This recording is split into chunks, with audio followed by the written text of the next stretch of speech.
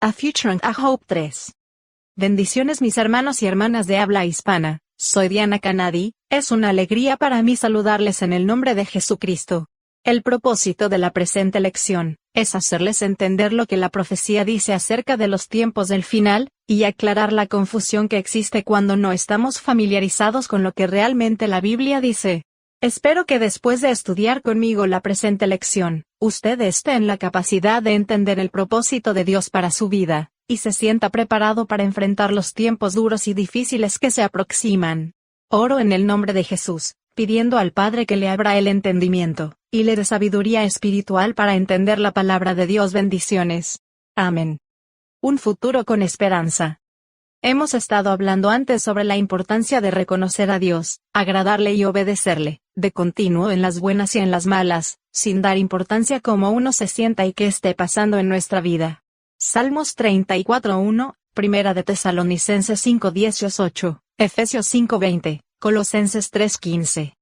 Es fácil salir airoso de los problemas, cuando tenemos una visión y nuestras perspectivas son claras, y están moldeadas por la palabra de Dios. La Biblia revela una realidad invisible, de cosas invisibles que no son perceptibles para nuestros sentidos físicos. Cuando sabemos que hay vida después de la vida, todo lo que vemos y sentimos es fortalecido y útil para enfrentar los desafíos de la vida. La Biblia nos habla que Dios es invisible. Primera de Timoteo 1:17, Hebreos 11:27, asegurándonos que Él está con nosotros, en nosotros y por nosotros, que está listo a darnos la mano y ayudarnos en el tiempo de angustia. Por lo tanto, podemos agradecerle y alabarle por la fe, sin verlo y recibir su ayuda cuando a Él clamamos por ayuda. La Biblia también nos brinda relatos y experiencias históricas de personas reales que enfrentaron dificultades y problemas reales y que recibieron la ayuda real de Dios. Escuchar de estos relatos nos alientan y fortalecen para enfrentar los desafíos, y nos ayudan a confiar, agradecer y alabar a Dios por su ayuda y victoria. Romanos 15:4.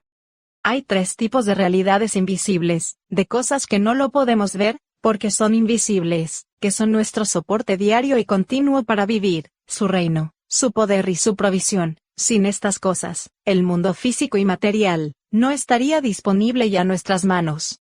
Hay también cosas que no podemos ver, porque aún están por venir, pero que pertenecen a nosotros en esta vida y después de esta vida. Si queremos una vida de alabanza y acción de gracias, es fundamental vivir con la conciencia tranquila y con la seguridad que no solo es esta vida, porque la verdadera vida está por venir. Ahora, sabiendo que lo bueno y lo mejor está por venir, tenemos el privilegio de regocijarse y alabar su nombre.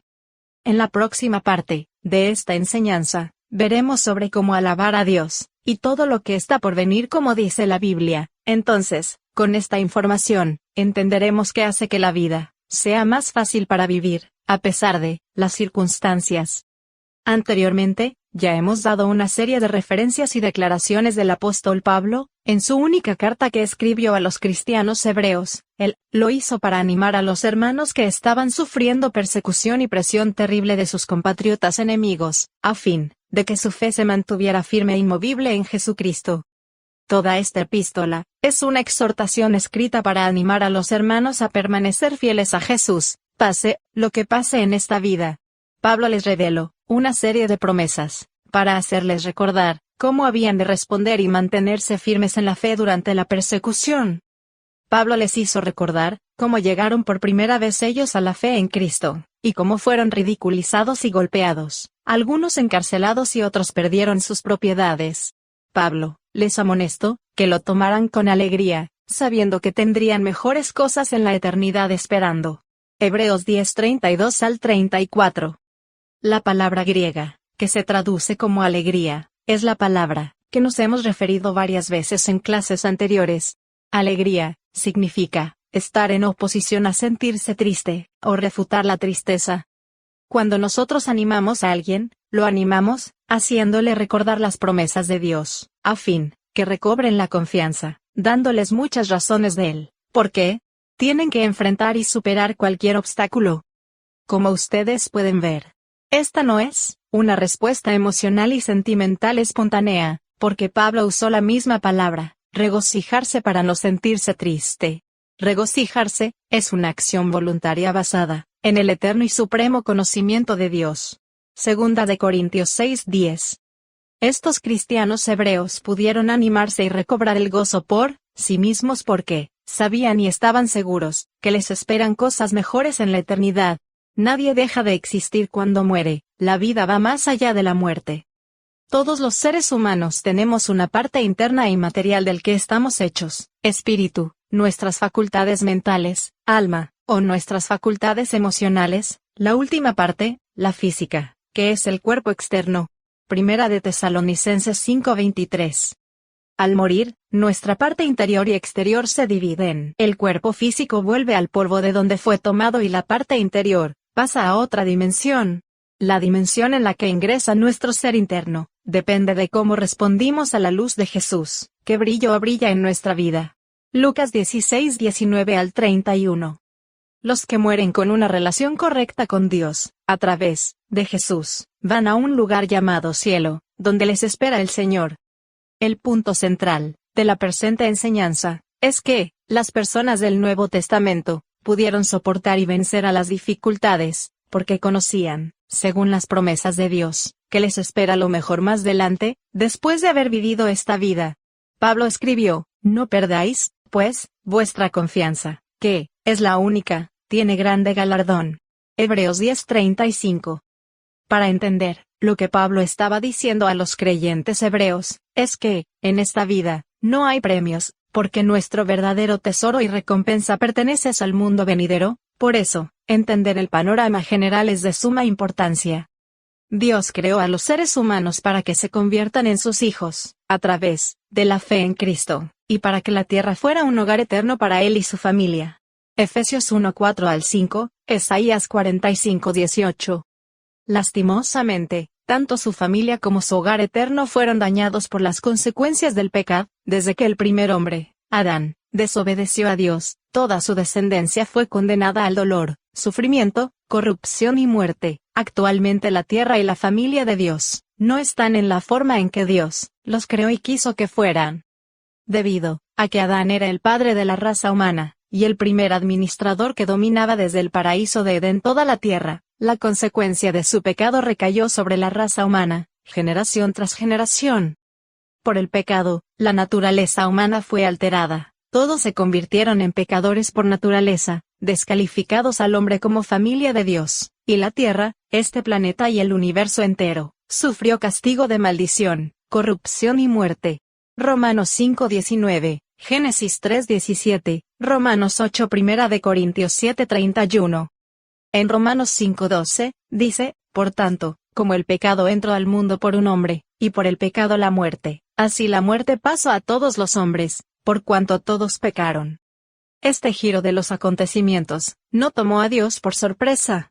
El omnipresente Dios ya tenía un plan en la eternidad para lidiar con la destrucción causada por el pecado, y recuperar a su familia y el hogar eterno, enviar a Jesús como el Salvador del mundo. Este plan se llama redención, y redimir significa liberar de la esclavitud. Jesús vino a la tierra en la primera vez, para pagar la condenación que teníamos por el pecado. Con su muerte en la cruz, los pecadores arrepentidos pueden ser librados del castigo del pecado, y transformados en hijos e hijas de Dios, santos y justos por creer en Cristo. Al fin, con la muerte, sepultura y resurrección de Jesucristo, los que hemos creído, estamos restaurados al propósito eterno, en el cual fuimos creados. Juan 1:12 al 13.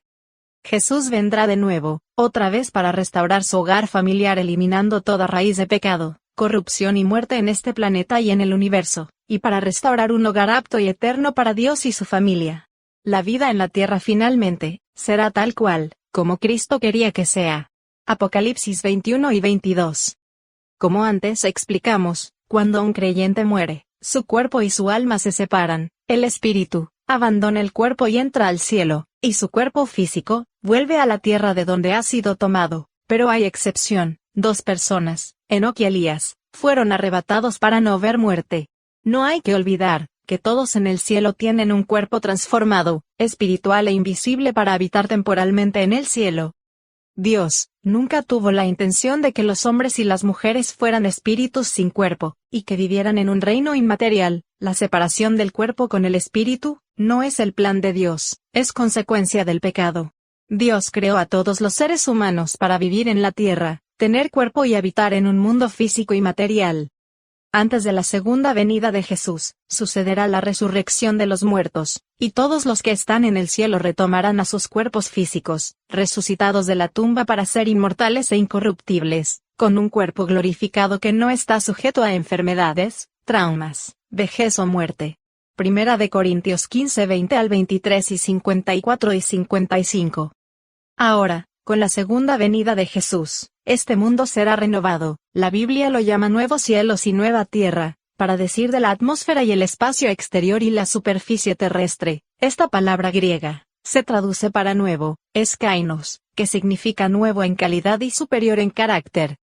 Los cristianos hebreos, a los que Pablo escribió, tenían una perspectiva moldeada conforme a las creencias del Antiguo Testamento. Ellos sabían, por los escritos de los profetas, que llegará un día en que Dios restaurará la tierra en las condiciones anteriores al pecado, y establecerá su reino santo visible en la tierra, donde Dios vivirá con su pueblo para siempre.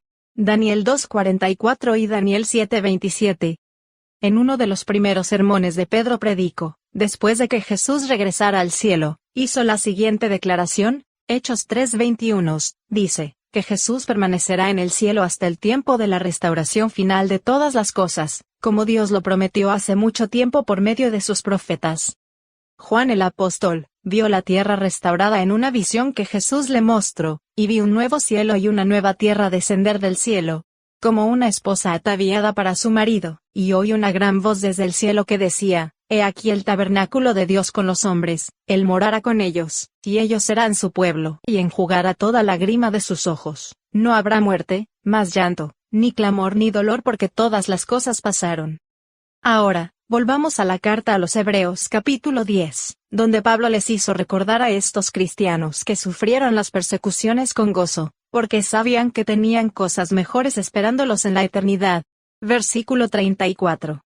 Por último, Pablo instó a ejercitar paciencia y confiar en Dios, para que, habiendo hecho su voluntad, obtengáis las promesas. En su fidelidad, ellos recibirán todo lo que Él ha prometido. Porque aún un poquito, y el que ha de venir vendrá, y no tardará. Hebreos 10:36 y 37. Tengamos en cuenta que Pablo puso su esperanza en la segunda venida de Jesús. Dijo que Jesús regresará a este mundo para completar el plan de redención, para restaurar su familia y su hogar familiar. Con la venida de Jesús, nosotros retomaremos nuestros cuerpos físicos otra vez, y levantaremos de la tumba para vivir en la tierra eternamente, en la tierra renovada, donde no hay dolor, sufrimiento y muerte impregnada a este mundo.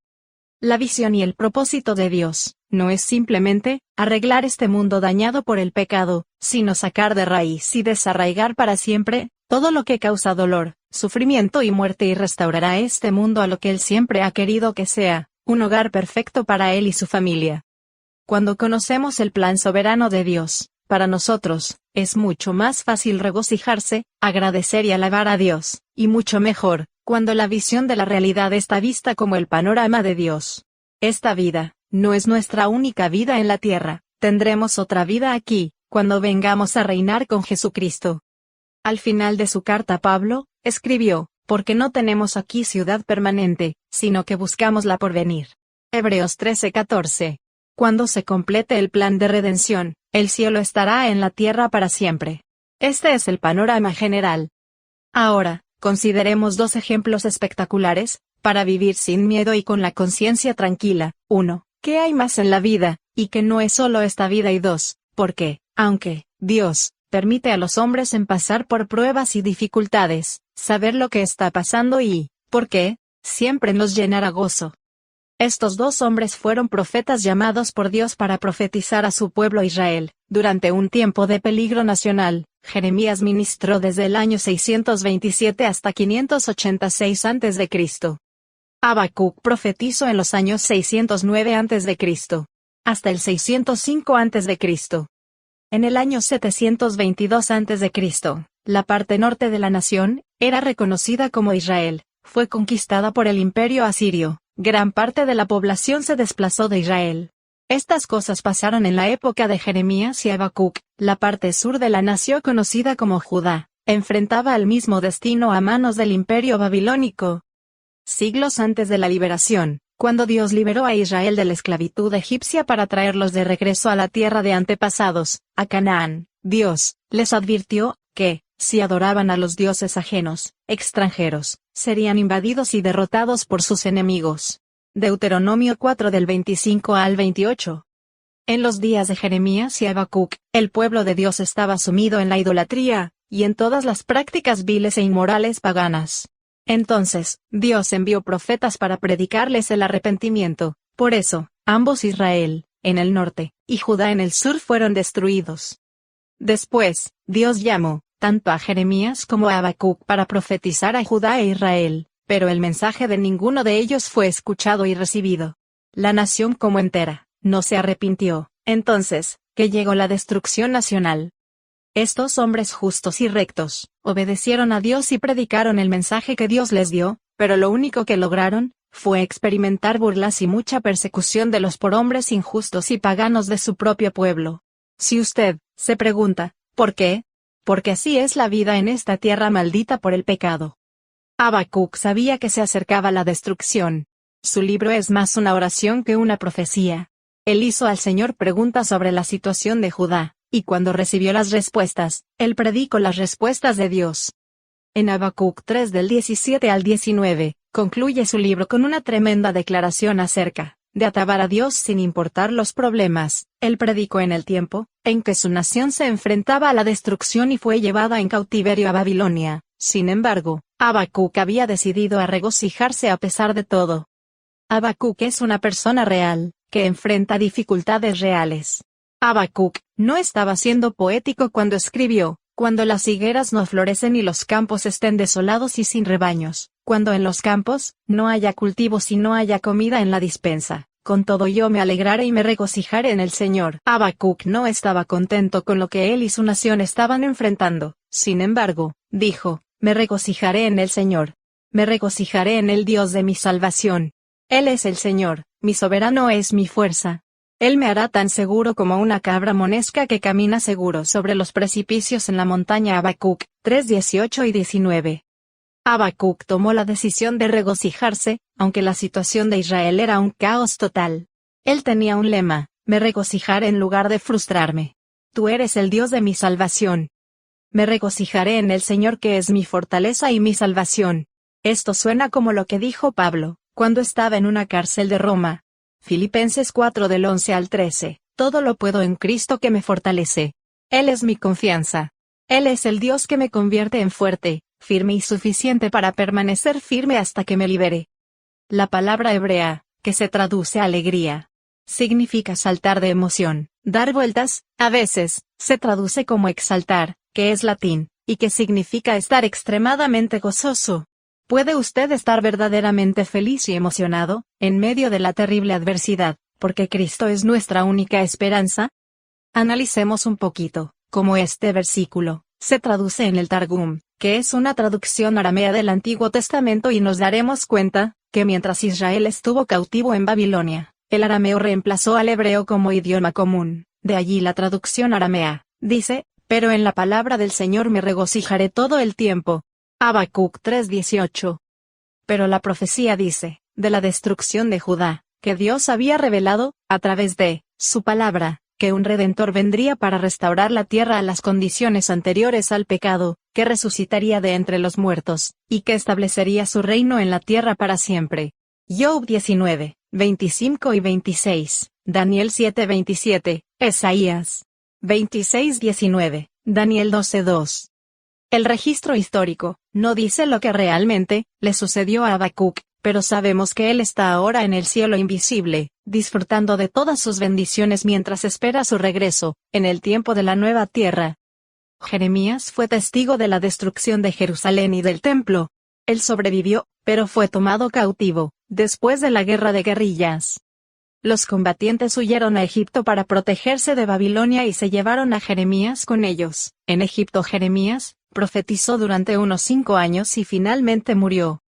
Jeremías escribió Lamentaciones, un libro de 5 poemas, el cual es una viva expresión de dolor que pasó Israel siendo cautivo. Este libro fue escrito después de la destrucción de Jerusalén el 10 de agosto del año 586. En Lamentaciones 3 del 18 al 26, en medio de su dolor por una tragedia genuina, Jeremías recordó la bondad y el amor inagotable de Dios, junto con el hecho de que finalmente vería la salvación de Dios.